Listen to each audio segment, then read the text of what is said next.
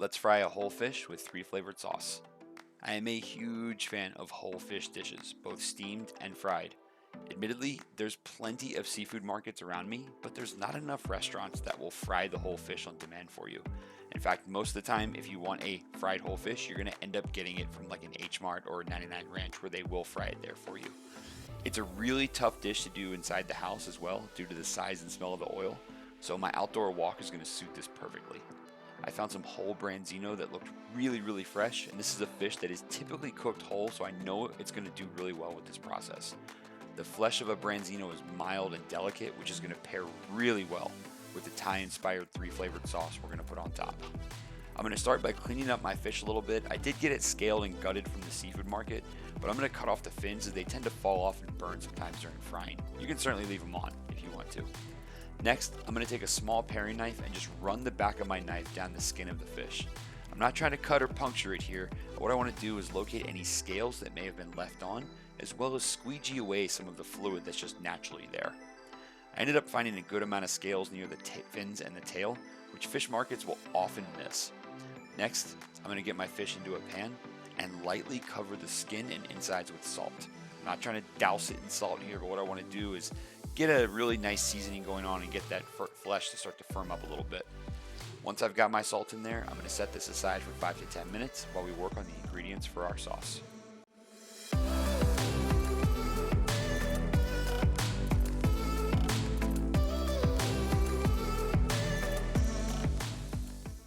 Okay, our 3 flavored sauce comes in 2 parts, paste and liquid. For our paste, I started with about 7 to 8 small cloves of garlic, 5 to 6 red chilies, a couple of shallots roughly chopped, and about a handful of cilantro stems. I'll be honest with you here, the measurements here are pretty fluid depending on which direction you want your sauce to take. You can always add more or less of each ingredient, it's entirely up to your taste. It's the best part about cooking. I'm going to work this into a really rough paste.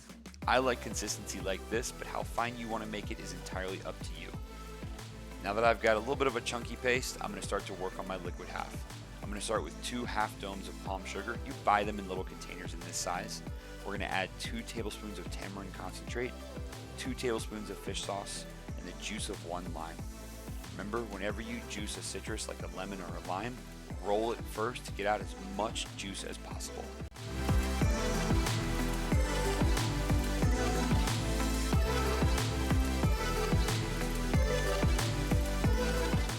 With our lime juice in, let's go ahead and give everything a little stir to start dissolving that palm sugar. And here's our 2 sauce ingredients. Set them aside. After sitting for about 5 to 10 minutes, it's time to dredge our fish. I'm using potato starch here, although cornstarch works just as well. Please do not dredge in something like all-purpose flour. The oil is going to get really dirty, you're going to taste it in your food, and the outcome is so much better with the starch. I want to cover as much of the fish as possible here using my hands, and I'm actually going to pick up the fish to also cover any exposed areas that there may be. We want to make sure we've got really good coverage so we get nice crispy skin on this fried fish.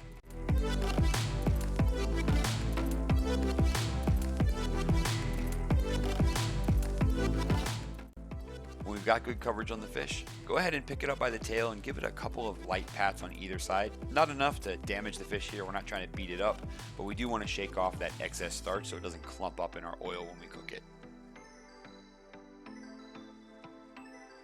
Cleaning my tray off, I now have a beautifully covered fish ready for oil, minus 1 step to go.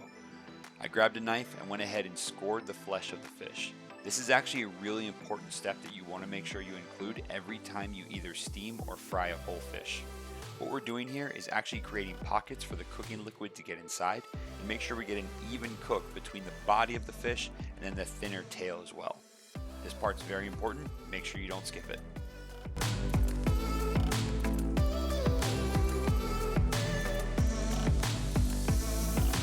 Alright, it's time to start cooking our fish. Since we're going to be frying this, I'm going to be using a healthy portion of oil, a little under 3 cups of vegetable oil here. This still won't cover the fish. This is actually by design. Rather than completely submerge the fish, I tend to leave the ends out of the oil and use my spatula to continuously turn and baste the fish. I also found some hot spots in the wok with this recipe. Someone will likely end up eating parts of the head, so I want to make sure it's cooked properly as well, but I'm not going to use another 2 cups to cover the whole thing. Towards the end, the tail is going to fall off. That's a good sign we're almost done. I'm going to get my fish out of the oil and into my pan lined with paper towels to capture any excess oil that may come out of the fish. Ooh, there's a big pocket there. I'm going to set the fish aside, this time to rest while I prepare the sauce. Drain that starchy oil and add a tablespoon of fresh oil. Add the chili, garlic, cilantro paste first just to heat it up, and then get your liquid ingredients as well. We're going to continue cooking this over medium heat until the sugar is dissolved and the sauce has come together nicely. When everything's cooked, fish is ready, let's go ahead and get this plated. Just in case you're curious about how crispy this is, yeah, I'm going to keep this part really simple. Fish in the center, I'm going to ladle some of my sauce over the top here. This sauce is seeping into those scores that we cut into the skin. I added a few sprigs of cilantro to either end, partly for decoration, but also because I know this fish is going to be enjoyed with some hot rice, and the cilantro is going to balance out this heat. And that's it. Lunch is served. If you haven't tried a fried whole fish before, I highly recommend going to your local seafood market, grabbing a fish, and giving it a try. I hope you enjoyed this video. Please subscribe to follow me through more East Asian cuisines.